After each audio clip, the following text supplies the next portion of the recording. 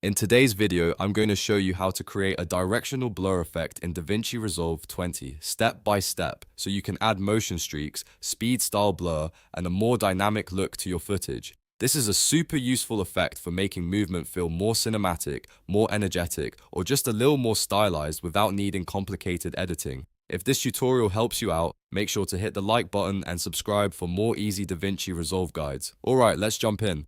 First, open DaVinci Resolve 20 and make sure your clip is already on the timeline. Once you're ready, go to the Effects library and look for Directional Blur. You can usually find it in the Blur or Effects section depending on your layout. After you locate it, simply drag Directional Blur Pod Appear onto the clip you want to edit. As soon as you apply it, the effect will be attached to that clip and you'll be able to customize it in the inspector. Now open the inspector panel if it isn't already visible. This is where all the main adjustments happen. The first control you'll want to work with is blur strength. Drag this slider to increase or decrease the length of the motion trail. A lower value gives you a subtle streak, while a higher value creates a much stronger directional smear. If you want a soft, realistic motion look, keep it modest. If you want something more dramatic, push it higher until it matches the style of your edit.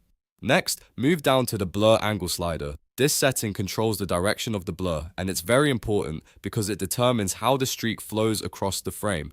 Rotate the angle until the blur matches the movement in your shot. For example, if your subject is moving left to right, you may want the blur to follow that direction so it feels natural. If the angle is off, the effect can look distracting, so take a moment to line it up properly. After that, look for the Symmetric Blur option. If you want the blur to extend equally in both directions from the pixels, make sure Symmetric Blur is checked. This is useful when you want a balanced effect instead of the blur pulling mostly in one direction. It can help make the motion look cleaner and more evenly spread across the image. Now let's go a little deeper into the settings. Expand the Advanced Controls section so you can access more detailed adjustments. Here, you'll find the border type setting. Change border type to reflect to help hide edge artifacts. This is a really important step because blur effects can sometimes create weird edges, especially when the blur stretches outside the visible frame. Reflect helps smooth that out by extending the image naturally at the borders, which makes the effect look much cleaner and more professional.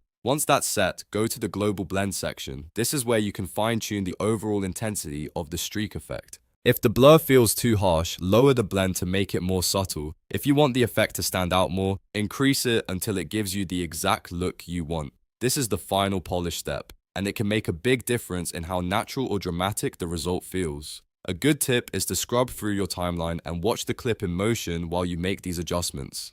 Directional blur looks best when it supports the movement in the shot, instead of overpowering it. So take your time, compare a few settings, and find the balance that works best for your footage. And that's it. You've now learned how to add directional blur in DaVinci Resolve 20, adjust the blur strength, rotate the angle, enable symmetric blur, hide edge artifacts with reflect, and use global blend to control the final look. If this video helped you, please give it a like, subscribe for more easy editing tutorials, and I'll see you in the next one.